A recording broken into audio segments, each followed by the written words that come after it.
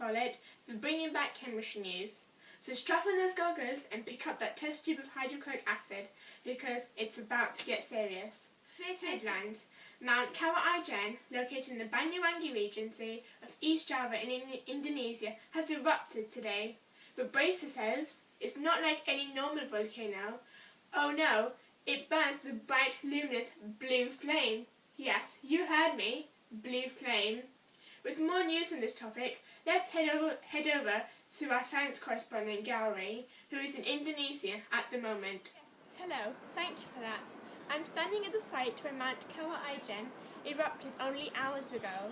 The volcano emitted an ominous electric blue glow, which is very unusual for a volcano, and this is actually due to the combustion of sulfuric gases in contact with our temperatures above 360 degrees. Explained in simple terms, here at Mount Kawaijan, extremely high quantities of sulfuric gases emerge at high pressures and temperatures along with the lava. When this is exposed to the air around us, which composed of 21% oxygen, the sulfur burns readily, giving out a bright blue flame, as you can see from around here. The sulfur, which is given off when Mount Kawaijan erupted, reacted with the oxygen in the air to form sulfur dioxide. Sulfur dioxide burns the blue flame, and this is why the volcano seemed as though it had blue lava. There is so much sulfur that at times it flows down the rock face as it burns, making it seem as though blue lava is spilling down the mountainside.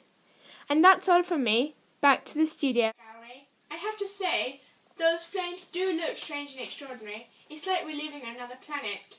And that's all from us at Bringing Back Chemistry News. All of us here wish you a very good evening. Bye-bye.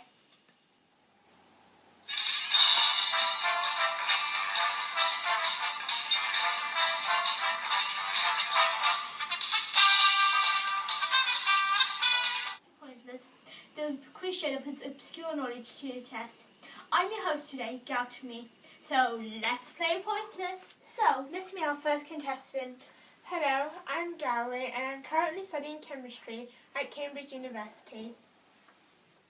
We gave 100 people 100 seconds to find the most obscure answer that pops into their head when they hear, say, the Statue of Liberty. That's actually quite hard. I can think of a lot of things to do about the Statue of Liberty, but I think the first thing that comes into my mind is the fact that the Statue of Liberty is green. Let's see how many out of 100 people said green.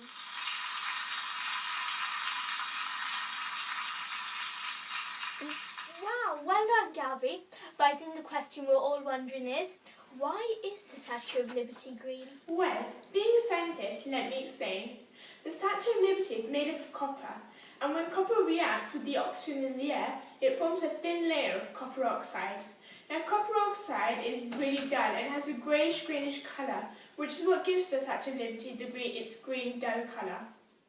Here is the equation to show what happens when copper reacts with the oxygen in the air to form copper oxide. These coins have a layer of copper oxide on them and so have the greenish-grey colour. It is possible to put the shine back on these dull coins though. So all I need to do this experiment is some regular table salt, some vinegar, normal household, a small glass bowl, some measuring spoons, and of course some copper coins. So here we have a solution of a teaspoon of normal table salt or sodium chloride along with vinegar 50 ml or acetic acid. Now we take one copper coin. As you can see, this copper coin is quite dull, and this is because of the copper oxide layer which is formed on it, and this is due to the copper reacting with the oxygen in the air around it. Now, we're going to half dip this coin into the solution. The reason why we're going to half dip this coin is so that when we've taken it out, we can still clear the difference between a shiny coin and the dull coin at the moment. So, take this coin and let's half dip it in the solution.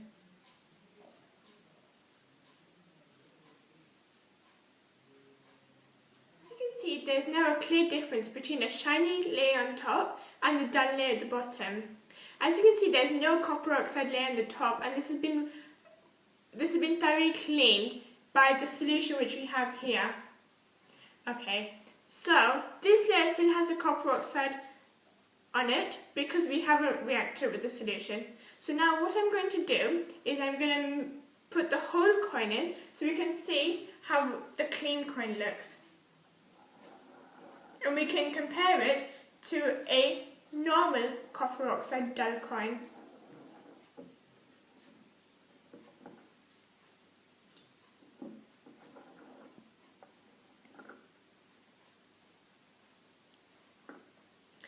As you can see, there's a clear difference now.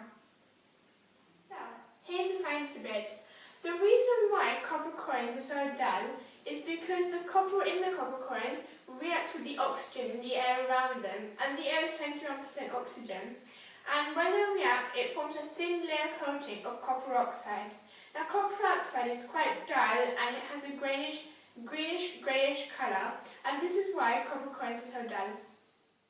When you mix the salt, the sodium chloride, with the vinegar, the acetic acid, you form sodium acetate and hydrochloric acid, as shown in the picture.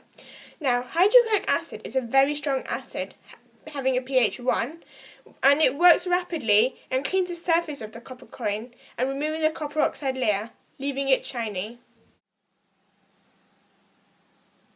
Welcome to the Boom Wacky Science Show, the science show that makes science a bit more wacky. Hello guys, and welcome to our spooky Halloween special. Today we should be making some erupting apples. Yes, you heard me correct, some erupting apples. And you'll only need a few things. So here are the ingredients that we need today. We need 4 green apples, cored as you can see here. Some food colouring, any colour of your choice. 4 tablespoons of bicarbonate of soda. And 400 ml of vinegar. First thing, we first have to add some food colouring to our vinegar to resemble the lava which will flow out.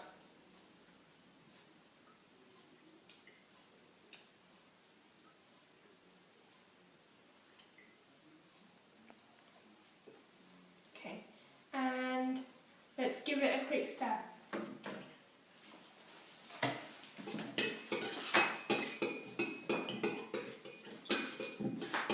You can add more food colouring, but that's your choice, but I think I'll stick to this colour. As you can see, it has a nice pinkish glow now. Our next step is to move this out of the way. Now, take each one of your apples, which has been cored, and take your bicarbonate of soda, and place 1 tablespoon into each of your apples. Like so.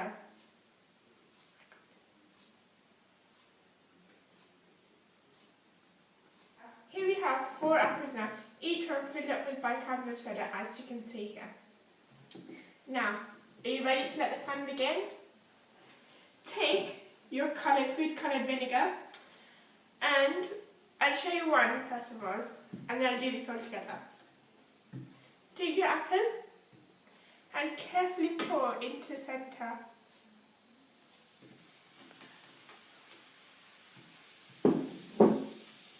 Can you see how the fizzing, what's happened? As you can see, effervescence has occurred to show a reaction has happened. I shall add some more. Look at that. Now let's do it to the other 3 here that we have.